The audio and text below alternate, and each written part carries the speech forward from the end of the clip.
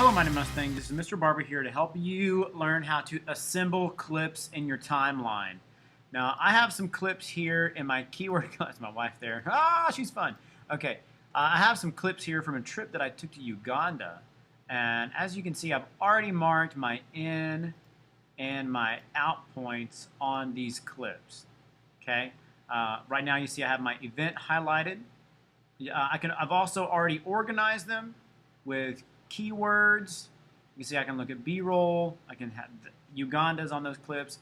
I have some other clips, and randomly that one got tagged as yellow. So here we go. So I'm going to put together a couple of clips of B-roll for a montage I plan on using. So let's put that together. Okay, a couple of ways you can add things to your timeline. Now I already have the correct project open here, my Uganda project. Okay. If I want to just add a clip to my timeline, I can click and drag it down. Okay? Lots of people edit this way. It's not the most terrible thing to do, but it's not the fastest. Okay, let me show you another option. I'm going to press delete on my keyboard with that selected, and it goes away. I can highlight a clip and use one of my three editing buttons here. I have the connect edit, which notice it adds it above my primary storyline.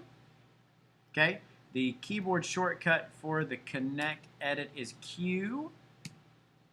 Okay, it'll do the same thing, and notice it connects wherever my playhead is. Even if nothing's there, Final Cut 10 will insert a gap so that it is there. Command A to select everything, delete to clear my timeline.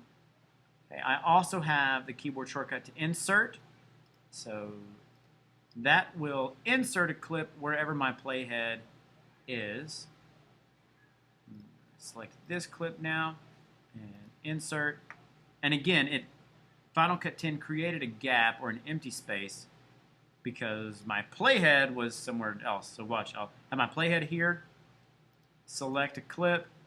Whenever I press the insert button, there we go. The keyboard shortcut for the insert edit is W. Okay, so selected everything, delete on my keyboard to get rid of that. Okay, the other edit I want to talk about today is the append edit. Okay, for this, I'm going to add a couple of clips in a row. Shift click to select a range. Actually, I don't want that solid black clip, so I'm going to unselect that. This clip's also pretty dark. I'm going to unselect that as well. I'm going to add that one though. And I'm going to use W to insert those three to my timeline. Now they'll insert wherever my playhead is. W. And they all go there.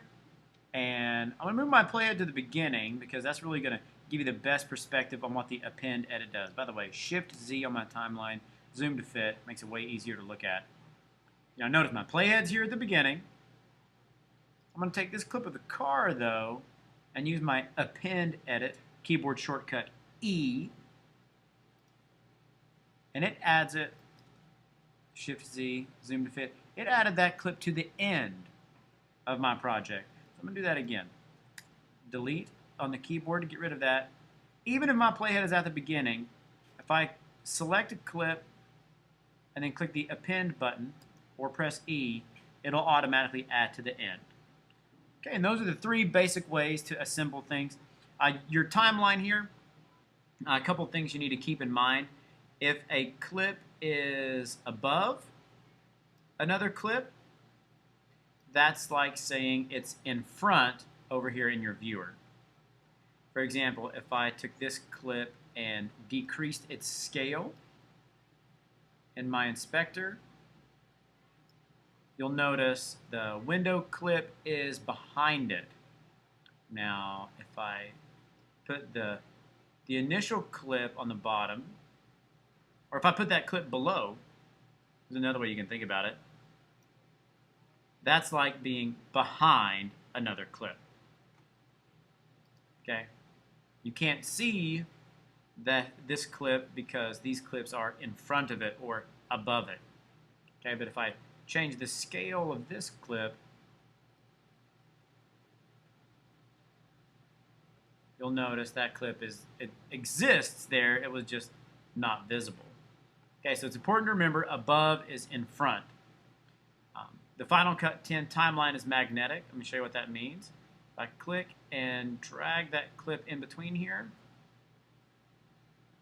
the other clips will scoot around to make room for it.